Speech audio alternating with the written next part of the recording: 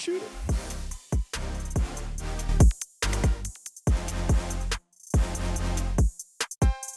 What's going on, everybody? We are back. Episode number 26. Crazy, man. Jonathan's back with me. What's going on, guys? So I'm getting the numbers right. Got them mixed up this week. We are here with a special guest today. We have talked about him. The man, the myth, the legend, David. David, everybody. Hello. Hi. How are you? If I could see my my board. Oh, very nice. Wow. I had an applause there, but it kind of disappeared. No, I like the fanfare. It's like bringing up Everybody, David. Yeah, boy. We're happy to be here. Happy to have Jonathan back. Thank goodness I got the number right today. The producer is back. The producer is back. I like Dr. Dre on the boards.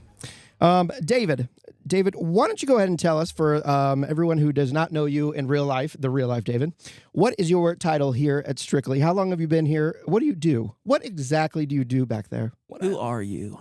What don't I do in reality? When it comes down to it, I'm current title general manager, so I take care of all the bits and pieces, every which way you see. All the moving pieces, I got to make sure that they're all greased up and ready to rock. Right on. Before you were general manager, you were the lead tech? Head tech. Sorry. Yeah, head tech, lead tech, assistant tech, all that good stuff. Techs. Yeah, I know the hierarchy. I know the hierarchy, but I don't know labels. I know names, but I'm bad with names in real life. I'm really good with faces. Are you the same way? No, I don't really try to retain any and all information. I got a strict amount of data that is in the noggin, and any extra unnecessary bits. Hey, you tell me about what device you were having an issue with, though. By all means, I'll pull it up like it's a dictionary.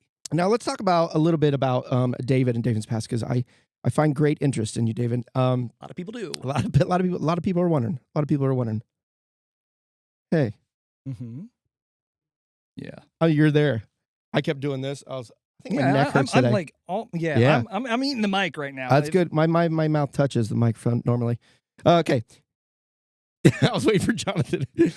So, David, before you became the lead tech, Head tech. God, I'll never. Again, The head is at the top. I get it. You know what? We'll say before you became even a technician. How Before about you- that? but- There you go. Before you became the boss man of the techs, David, you came from the culinary I did. culinary arts. Indeed. Yeah. So tell us about that. How long were you doing that, and what the switchover? How did that happen? I mean, every 5 or 6 years, I always decide to switch up a different career aspect. And, I decided, hey, you know what? I really enjoy cooking. And I decided to go into that field after going into leaving the insurance adjuster field, which was always a fun thing. Always in service to the customer, you know what I mean? But I decided to go into the culinary field. I played around in different types of kitchens, whether it be opening up a restaurant, working at bars, taking in working at fine dining or fine class, whatever you see fit. What was your favorite? I mean, just because I like this style of cooking as well as the atmosphere, it would probably be the Smokehouse Brewery, which was a brewery and a barbecue joint all in one. You can't go wrong. You can't. No, you could live there. That. I'd live there. Oh, the smokiness. I'd come home every day smelling like smoked wings. Gorgeous. Man. So, okay. So, you came from the Culinary. Culinary fields. I was really good that I pulled it out first time. Second time, I was like, I don't remember the word now. Not it. So you came to the tech field. So David, let's talk a little bit about your favorites, first of all, and then we'll dive into a little bit more of what Strictly Apple has to offer. If you were to only have one app on your phone for a day, what would it be? Discord. Hands down. I'm always on Discord. I'm always talking with everybody, moving and shaking parts and whatnot, whether it be connecting with folks online and whatnot. Yeah, it's a free app. You can, it's more of a community app now. Yeah, at first I thought it was just like you get on a game, everybody didn't have the same platform. No, there is lots of things go down in Discord. Really? Yeah. So it's going not the stuff's not going down in my DMs anymore. It's going down in Discord. Mhm. Perhaps. It never went down in the DM, so now it's just Discord. Now it's just Discord. That's the only hope I have left. Yep. Okay, so we know Discord, and I know that you're an avid gamer. So I'm really excited to talk about today is not only DIY tech, a little bit inside and outside of Apple, but also Apple as gaming. Now, I've touched on it with Landon. God knows Landon is not a gamer whatsoever. He Not likes even a little. he's good at mind games, but he's not good at actually gaming. So we love you, Landon. We'll allow you Yeah. back on the podcast next episode. But first, David. Okay, so What do you play on first? That's yeah, my what do first you question. play? What is your favorite Oh, game? oh, What- okay, all right. Apple only. Apple only. Okay, all right. Well, so I mean, if it's gonna go to the phone game, it's probably Clash Royale. Okay. I'm right there with you. It's a Everybody good one. knows it, played it, whether it be the Clash of Clans or the Clash Royale or even some of the Brawl Stars and whatnot. I like strategy. I like, moving and shaking using that old noggin there. I like it. I like it. So David got me turned on to something very, very cool because I become from the retro stages. My first gaming system that I was not played because I was used to playing Atari and Nintendo, the original Nintendo at friends' houses. By the time I got my first, that the parents were like, "All right, finally, we'll get you one. You got to split it with your sister." I remember it's probably the Christmas I remember the most. We got a Super Nintendo, and that was my first one that I owned. And played that thing till the joysticks burned. You know what I mean? Oh yeah. On the big tube TV in the basement. You had the analog, got to switch it out, bunny ears, Oh, and yeah. the whole prong situation where you had to connect it in there with the prongs. And screw I it was down. fighting the boss at the end of each level for 8 hours a night. When my parents they go to bed, sneak downstairs.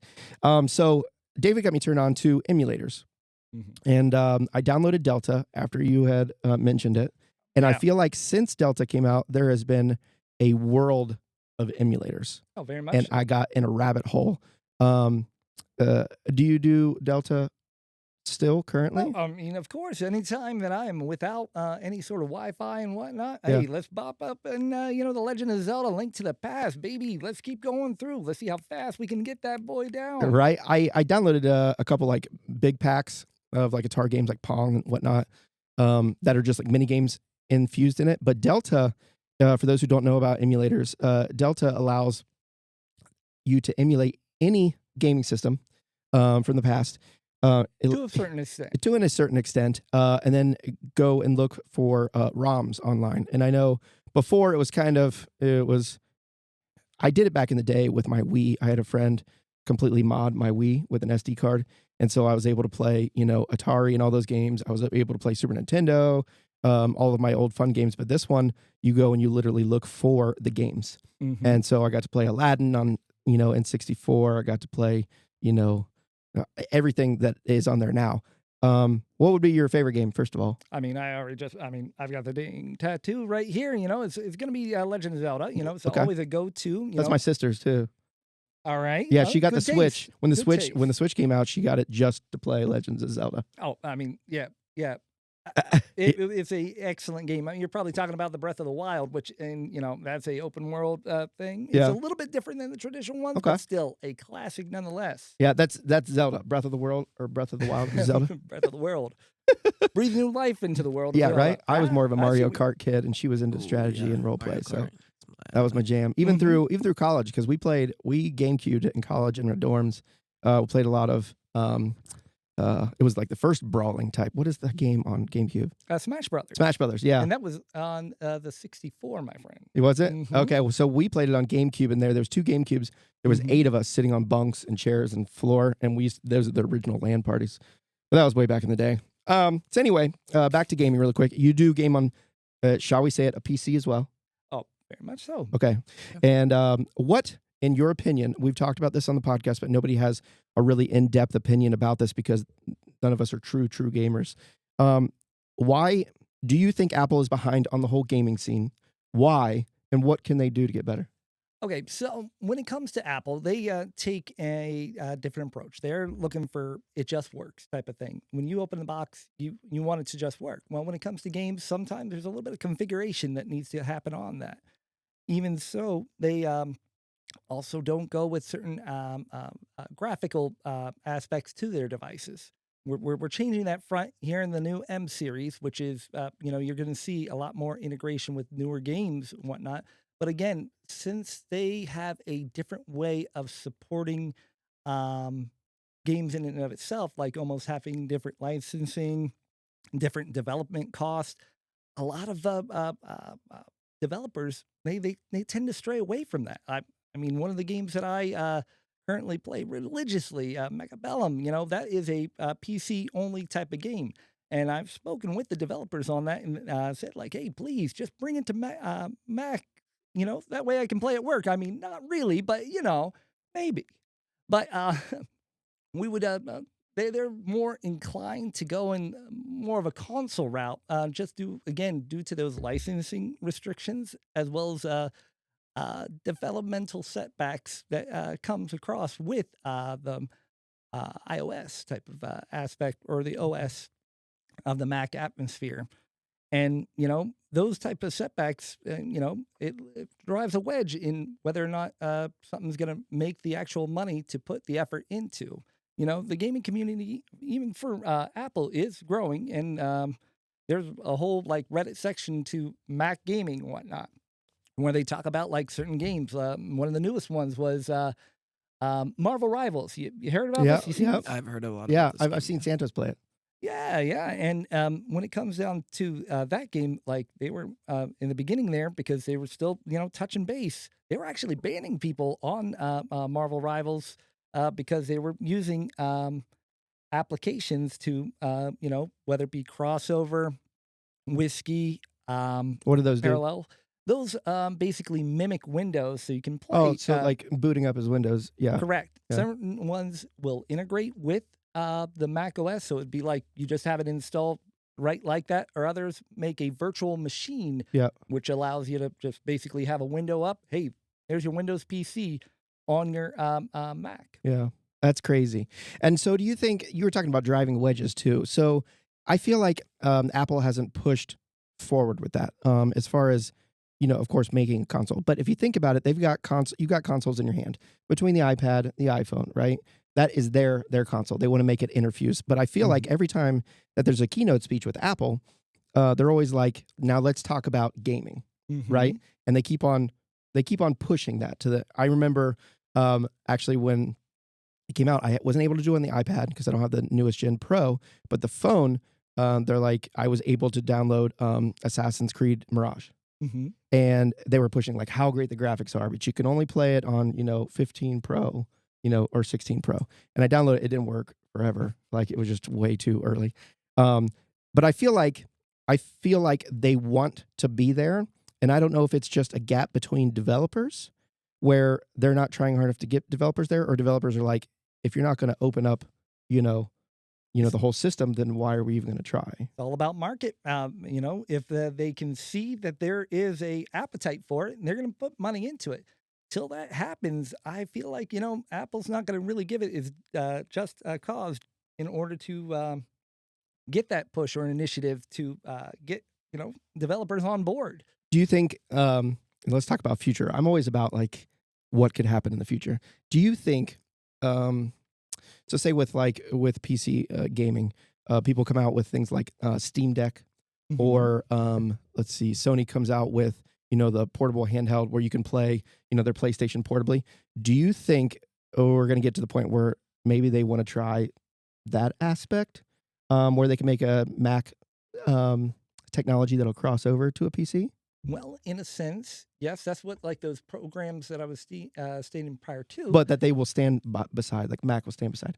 Like this is what that's for. You know what I mean? Gotcha.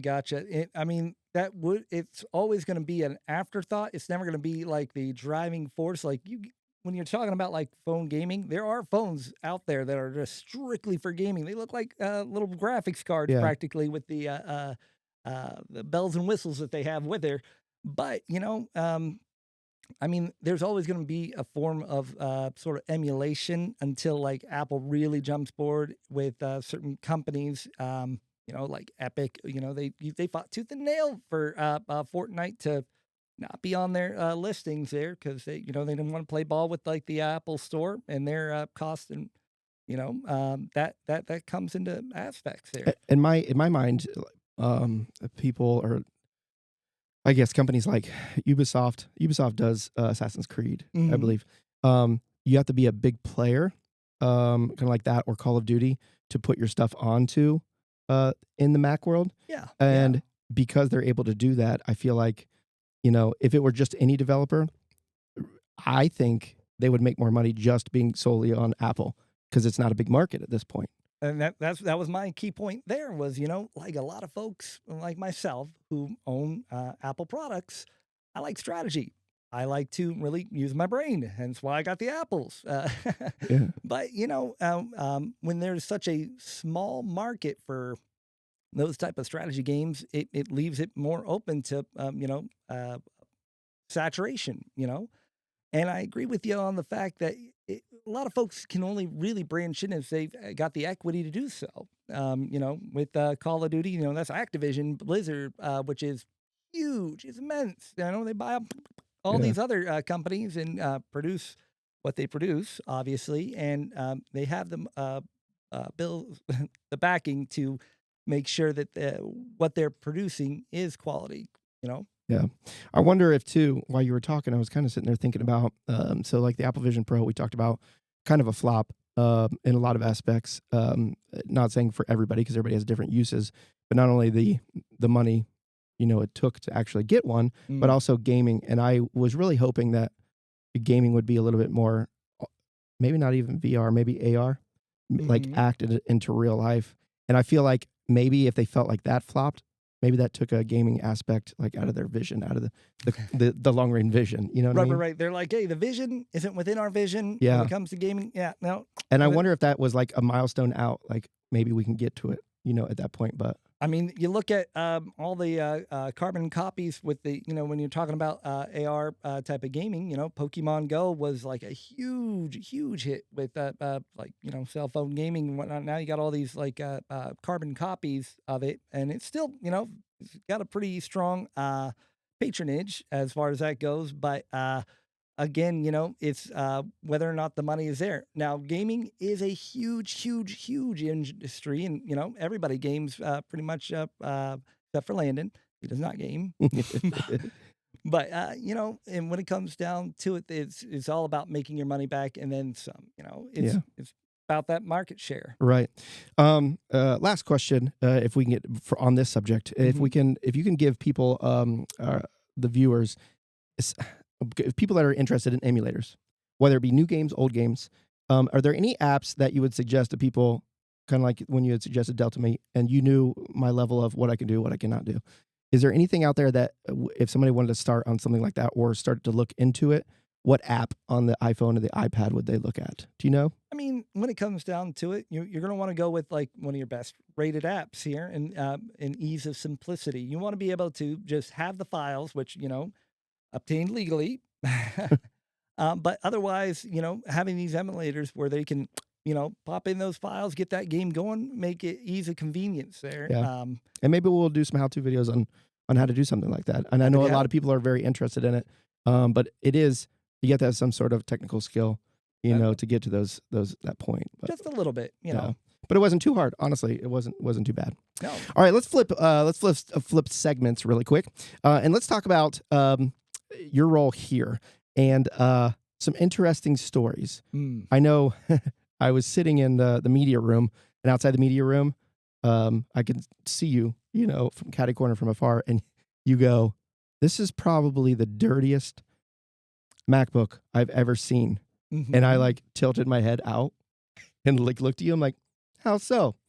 And I came out there. Something that you've opened package wise from here to get people like Juicy Stories. What's the weirdest or grossest or everything that you've ever seen opening a package for a repair that came in? Something that pops in your head. I know that we have the clause of, hey, we'll get to your device quicker if you send us candy. Please don't send chocolate in the summertime. It's a hot mess. Right. Not only do we have to clean the inside of your MacBook, we clean the outside of your MacBook. Right. Well, as it goes, and you learn things with this trade that you're not ever prepared for is bugs. Always bugs. It's like one of the biggest things that makes folks cringe there. And it's like when you get a device and you're like, hey, it won't turn on. Okay, let's do the basic diagnostic here. Okay, not working. Let's get her opened up. So gross. And then when you get the live ones that are just skinning it across The there, live you're ones. like, oh, no. So normally that type of situation, which again, I'm not like too skittish when it comes to bugs, roaches, all that jazz. It happens. But I do package it up. I say, seal that bad boy up, and I say, hey, unfortunately, you do have a little bit of an infestation. It will be Might want to check the rest of the house as well as this MacBook. Just trying to get them taken care of as best as possible. I inform them of that. Try to get them going with a cleaning fee, obviously. But then I get it all tidied up, nice and neat. Everybody's evacuated, no vacancy here, and good to go. But everyone's evacuated. Yep. Not even a. That's not a figure of speech either. That is serious. So, let's talk about DIY. I know a lot of people, hit the internet, whether it be YouTube, TikTok, for how to do it themselves. Please stop with the rice. No, please, I beg of you. It's an old wives' tale. It does not do anything. What are we for people who don't know? What are we talking about? Oh boy, when your device gets wet, I get it. You think dry rice, wet device is gonna suck all that water up, you'll be good to go. All right? No. It just causes more issues. Yes, exactly. So, one of the things, if you got a bag of beef jerky or whatnot, you'll notice like those little packets. Yes, silica gel. I always don't know what. Yeah, those me are. neither. Those are silica gel, and they're to help control moisture. You obviously don't want soggy beef jerky when you're reaching your hand in there. It's not tantalizing. I like chewy beef jerky though. Right. I again, but if you reach in there and you got a handful of wet, you're not going to be very appetized. Yeah. So silica gel is we're on Amazon. You can again find in certain food products, but it is safe and it is not safe to eat. Don't eat it. But you take and you seal that device up with that silica gel. It's gonna suck it up. Get to your local repair shop. Whether it be us, we do handle quite a bit, and we've got a pretty good success rate. But you want to try to get it to your local repair shop. Get it opened up, get that battery disconnected, because one of the first things that happens is corrosion sets in once there's a charge circulating through the system. So once you get it, in silica gel, so you're absorbing any and all moisture, and get it to where it needs to go, it should be all right. No rice, though. Please. As far as MacBooks, what have you seen that people try to do themselves that they figure out that just can't happen, so they send it on in? It's normally battery. Okay. But batteries in MacBooks are not like your typical where you think like, I'll just snap it back in and it'll be all right. Apple likes to adhese their batteries very well. And most of the time, folks, you even forget the cardinal rule, which is always disconnect your power. And so normally we either get torn ribbon cables, issues with the battery. They might even get through the whole repair completed. However, it's usually with some extra cause. Screws in the wrong place. Again, torn ribbon cables. It's not even screwed down correctly. I was like, oh, well, I would love to help you on that battery. I've got to do a little bit more digging, a little bit more work here to get you right as rain. Right on. Okay, so let's talk about some personals for David, now that we know a little bit more about David. Okay, so first Apple device ever owned. I mean, I'm not going to lie. I did kind of started when I worked here because I was a total Android guy, only because the Samsung, the Active series, you could literally throw it on the ground and it wouldn't shatter. But I would say it's the 10XS. That was a fantastic device. It did not have Face ID on it, but that's okay. You don't need it when you're just, doing the day-to-day. And it worked out great for me. So all right. Starting upgrading. Now I've got Apple everything. You got the watch, got the AirPods, got the... That was going to be my next question. What Apple products do you own personally? I own a MacBook. All the kids got the iPads and whatnot. Mrs. as well. She's got the watches, AirPods, all that. Me personally, I go with my old, what is he, Series 3. The beat all the heck. I thought you were going to say a 3GS phone. I was like, my man. right. I got the 4S watch. Okay. It rocking out pretty nice. I've got the phone. I've got a. What phone do you have? I have the 14 Pro. yeah, 14 Pro Max. That's what it is. It works great. And then You have iPad Pro? technically speaking, yes, but I gave it to the missus. It Okay. was it was a big dog. Yeah. If you I've got paid one. attention long enough to our previous videos, you might have saw it back in the day. I was like off showing it off, like, ooh, look at this the 5th gen, 12.9, 1 terabyte cellular Wi-Fi, Ooh, big dog. that is a big dog. It does just great for the missus. And Nice. she's a happy camper. So happy wife, happy life. You know That's what I mean? right. That's right. I know what you mean. So we did your first device ever. Your first. What was your first device you ever worked on? Apple device.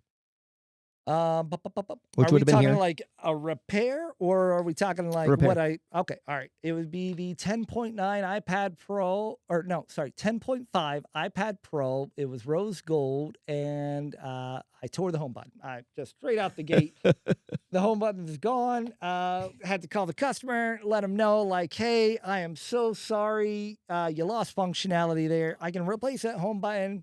However, because it is soldered to the board, I was unable to get that. Again, I'm pretty novice at that time. So once that's gone, it's gone. There's no way of getting it unless I was to, solder that ribbon cable back together. But at that time, again, we're talking like that's my first device here. Yeah. So basically, we replaced his iPad for him, because obviously we want to make sure that you go full functionality with the device. And I was happy camper. We got him taken And that's care. you know what? That's a testament to you, David. Because if I would have done that, and then somebody forced me, threatening my life, you have to call the customer. I would have been like, nope, I quit. So, and then you get up, you do it again. I will say I have a terrible time calling customers. However, I will do everything in my power to make sure that you are okay. I do apologize for any lack of communication. It's a personal issue. I'm growing. I'm the same way though. I think it comes along with being a creative type like we are, especially giving bad news. Don't like to do that. Last question for you. Mhm. It would be if Apple could create something or come out with something new, whether it be software or hardware, what would you advise? First day working for Apple, you're a big wig on the board and you're like, this is what we're going to make. I mean, obviously, given my background and whatnot, it's going to be a cooking robot, I thought he was going to say a Yeah, gaming you- device. I thought he was too. I get the old switcheroo, but no, it would be, something sort of like, you've seen those out there, right? Like where you have all your measured ingredients and Yeah. whatnot, and throws it all together. Personal butler, there we go. Right, It's but an you Apple but you butler. enjoy Personal cooking, butler. and David's cooking is primo. The stuff that he That's what's comes up. up with, like you can garbage can a whole refrigerator, and I've just watched and been like, I would have thrown all that out, and you made a meal out of it. So What can I say? Testament to skill. everybody, this has been a very special episode with David, the man, the myth, the legend. Thank you for having me. We appreciate you being here, and we appreciate your work that you do with us every day. Hey, not a problem. If you guys need anything, just let me know. We will be back next episode. Landon will be with us. My name is Alex, My name is David. I'm Jonathan. Hey. and you've been listening to Strictly Apple Talk. We'll see you guys soon.